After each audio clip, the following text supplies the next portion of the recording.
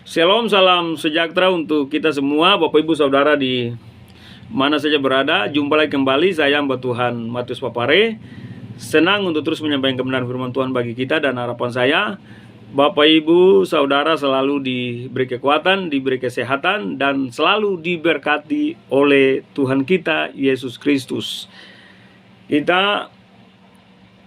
Alasan kenapa kita dalam menerima visi Allah pembangunan tubuh Kristus harus masuk kepada kenyataan yang dipimpin oleh pelayanan yang dipimpin oleh Roh Kudus. Karena kalau tanpa pelayanan yang dipimpin oleh Roh Kudus akan dibawa kepada kebinasaan atau dibawa kepada kesia-siaan, sehingga pola pelayanan perjanjian baru segera harus kita masuk kepada pola pelayanan yang dipimpin oleh Roh Kudus. Alasan yang pertama, kita lihat dalam Galatia pasal 6. Alasan yang pertama, kita harus masuk dalam pola pelayanan perjanjian baru yang dipimpin oleh Roh Kudus. Alasan pertama adalah Galatia pasal 6 ayat 8. Galatia pasal 6 ayat 8, demikianlah firman Tuhan.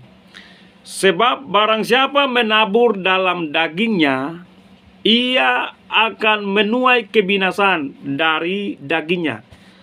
Tetapi barang siapa menabur di dalam roh, ia akan menuai hidup yang kekal dari roh. Jadi alasan kenapa kita harus masuk dalam pola pelayanan perjanjian baru yang dipimpin oleh Roh Kudus. Karena sebab ayat Galatia pasal 6 ayat 8, sebab barang siapa menabur dalam dagingnya, ia akan menuai kebinasaan dari dagingnya. Tetapi barang siapa menabur di dalam roh, ia akan menuai hidup yang kekal dari roh. Kenapa penting sekali kita harus masuk dalam pola pelayanan perjanjian baru atau pola pelayanan yang dipimpin oleh Roh Kudus? Karena sifatnya kekal. Hal-hal yang kita kerjakan kalau tidak dipimpin oleh Roh Kudus, alias mengikuti gaya kepemimpinan kita, unsur-unsur manusia kita yang dibawa bagi kepentingan pekerjaan Tuhan, pembangunan tubuh Kristus, jelas akan menuju kepada kebinasaan menurut firman Tuhan. Galatia pasal 6 ayat 8. Barang siapa menabur dalam dagingnya, ia akan menuai kebinasaan. Artinya bahwa unsur-unsur kepemimpinan kita dalam bagi pelayanan pekerjaan Tuhan, pembangunan tubuh Kristus, unsur-unsur manusia kita terbatas adanya, dan ketika manusia kita lebih dominan menuju kepada kebinasaan. Tetapi kalau kepemimpinan kita yang dipimpin oleh Roh Kudus akan menuju kepada kekekalan atau hidup yang kekal. Dikatakan bahwa sebab barang siapa menabur dalam dagingnya, ia akan menuai kebinasaan dari dagingnya. Tetapi barang siapa menabur di dalam roh, ia akan menuai hidup yang kekal dari roh itu. Sifat kepemimpinan dari Roh Kudus adalah sifatnya kekal. Tidak bisa dibatasi oleh ruang, waktu, tidak bisa dibatasi oleh apapun, karena Roh Kudus sifatnya kekal. Unsur-unsur manusia kita sifatnya sementara, tetapi Roh Kudus sifatnya kekal. Dan roh itu datangnya dari Bapa. Ingat, ketika Yesus mau naik ke surga, Yesus pesan kepada murid-murid, tunggu di Yerusalem sampai aku mengutus seorang penolong, yaitu Roh Kudus. Alasan yang pertama, kenapa kita harus masuk dalam pola pelayanan perjanjian baru yang dipimpin oleh Roh Kudus? Karena sifatnya kekal. Barang siapa menabur dari daging akan menuai kebinasaan. Barang siapa menabur dari roh akan menuai hidup yang kekal dari roh itu. Galatia pasal 6 ayat 8. Yang kedua, alasan kenapa kita harus masuk dalam pola pelayanan perjanjian baru yang dipimpin oleh Roh Kudus. Alasan yang kedua, Injil Yohanes pasal 14 ayat 26. Injil Yohanes pasal 14, alasan yang kedua, ayat 26. Injil Yohanes pasal 14 ayat 26, alasan yang kedua. Kenapa kita harus masuk dalam pola pelayanan perjanjian baru yang dipimpin oleh Roh Kudus? Alasan yang kedua. Tetapi penghibur, yaitu Roh Kudus, yang akan diutus oleh Bapa dalam namaku, dialah yang akan mengajar segala sesuatu kepadamu dan akan mengingatkan kamu akan semua yang telah kukatakan kepadamu. Dikatakan bahwa alasan yang kedua, tetapi penghibur, yaitu Roh Kudus yang akan diutus oleh Bapa. Jadi kenapa penting kita harus masuk dalam pola pelayanan perjanjian baru yang dipimpin oleh Roh Kudus? Karena Roh Kudus diutus oleh Bapa.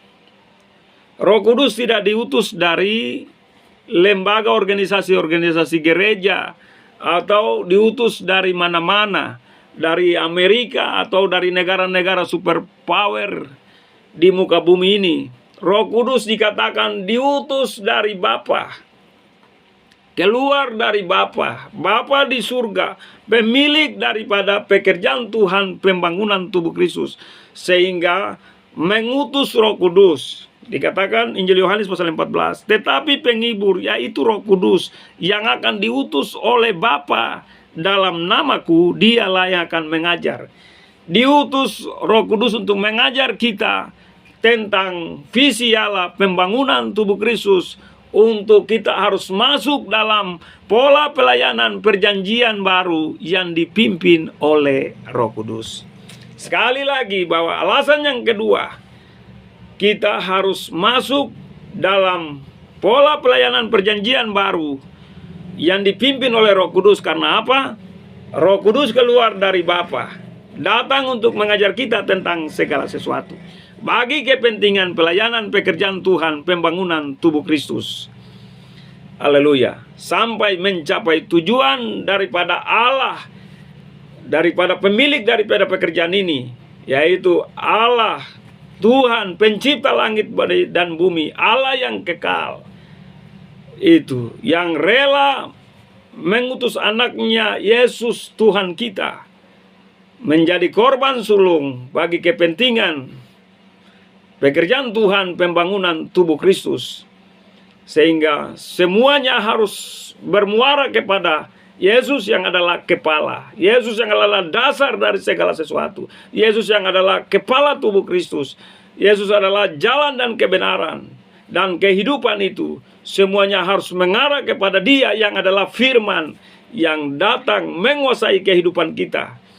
Dan pelayanan segala aktivitas kita harus masuk kepada pola perjanjian baru yang dipimpin oleh Roh Kudus. Alasan yang kedua. Alasan yang ketiga, kenapa kita harus masuk dalam pola perjanjian baru yang dipimpin dalam pelayanan yang dipimpin oleh Roh Kudus? Alasan yang ketiga, Roma pasal 8 ayat 26 dan 27. Roma pasal 8 ayat 26 dan 27. Alasan yang ketiga, demikianlah firman Tuhan. Demikian juga Roh membantu kita dalam kelemahan kita, sebab kita tidak tahu bagaimana seharusnya harus berdoa.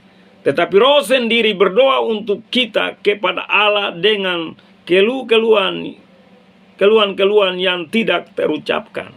Jadi alasan yang ketiga, kenapa kita harus masuk dalam pola perjanjian baru atau pola pelayanan yang dipimpin oleh Roh Kudus. Karena apa? Roh Kudus akan membantu kita dalam pelayanan kita.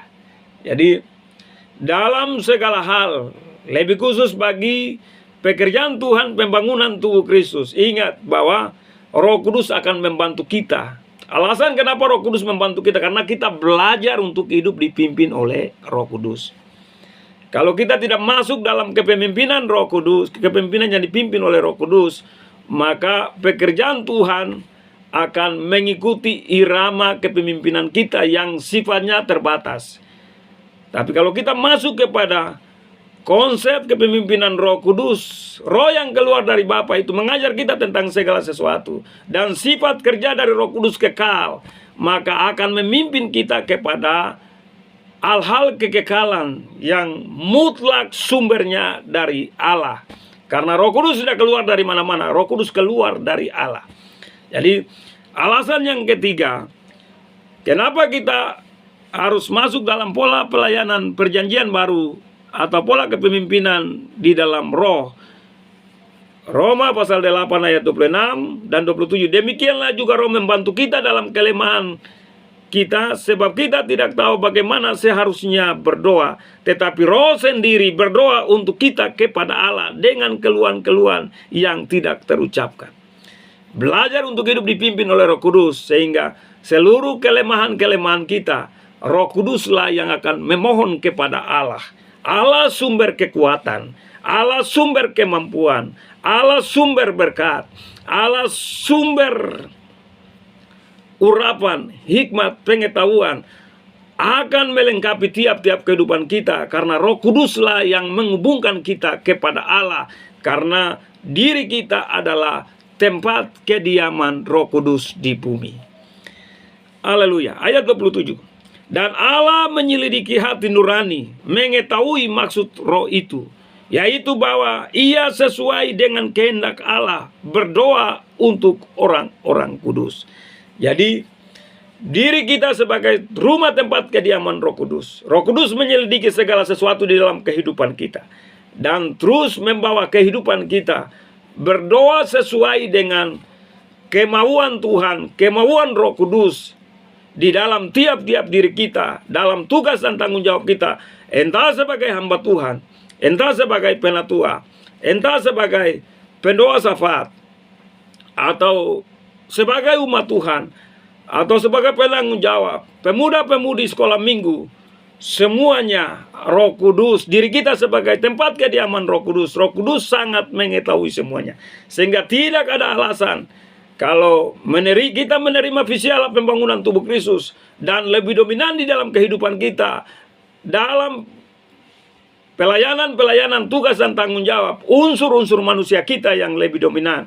Ingat, ada jalan yang disangka lurus, ujung menuju maut. Jangan sampai kita lebih dominan, dan Alkitab bilang terkutuklah orang yang mengandalkan manusianya. Haleluya. Kita kembali kepada tujuan Tuhan, yaitu kehidupan kita harus dipimpin oleh Roh Kudus yang tidak terbatas. Manusia kita terbatas, firman kebenaran, kepemimpinan Roh Kudus tidak terbatas di dalam kehidupan kita, dan pasti akan memimpin kita masuk kepada sifat-sifat kekekalan dari Allah pencipta langit dan bumi, Bapa segala Bapa, Tuhan juru selamat bagi kehidupan kita itu kekal untuk selama-lamanya. Alasan yang keempat, kenapa kita harus masuk dalam pola pelayanan perjanjian baru yang dipimpin oleh Roh Kudus. Haleluya. 2 Korintus pasal 3, 2 Korintus pasal 3 ayat 17-18, alasan yang keempat. 2 Korintus pasal 3 ayat 17 dan 18. Haleluya. Demikianlah firman Tuhan. Alasan yang keempat, kenapa kita harus masuk dalam pola pelayanan perjanjian baru atau pola kepemimpinan di dalam roh. Alasan yang keempat, 2 Korintus pasal 3 ayat 17-18, demikianlah firman Tuhan. Sebab Tuhan adalah roh. Di mana ada roh Allah, di situ ada kemerdekaan. Jadi Tuhan Allah adalah roh,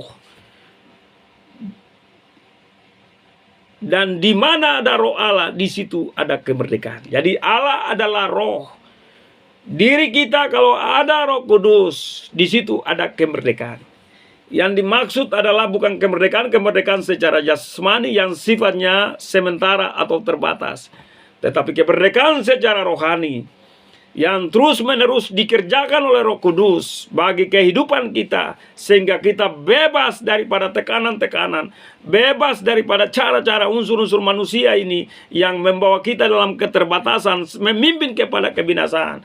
Tetapi Roh Allah harus menguasai kita dalam pola kepemimpinan yang ada, sehingga segera kita masuk kepada kepemimpinan-kepemimpinan yang menuju kepada kekekalan, karena sifat dari Roh Kudus adalah kekal.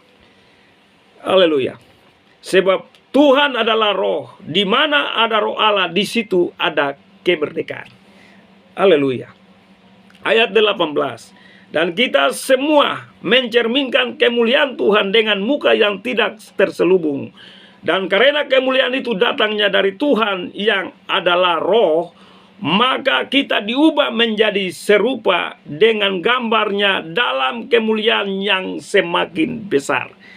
Jadi Roh Kudus akan merubah kehidupan kita karena kebebasan ruang yang diberikan oleh diri kita, berikan oleh diri kita bagi Roh Kudus untuk bekerja, merubah kepribadian kita, merubah kehidupan kita, sampai kemuliaan Tuhan semakin besar, atau kemuliaan Roh Kudus semakin besar di dalam tiap-tiap kehidupan kita. Haleluya. Saya hamba Tuhan Matius Papare mengajak kita semua untuk mari kita kembali kepada pola pelayanan perjanjian baru yang dipimpin oleh Roh Kudus. Demikian firman Tuhan. Shalom. Tuhan Yesus memberkati kita semua. Amin.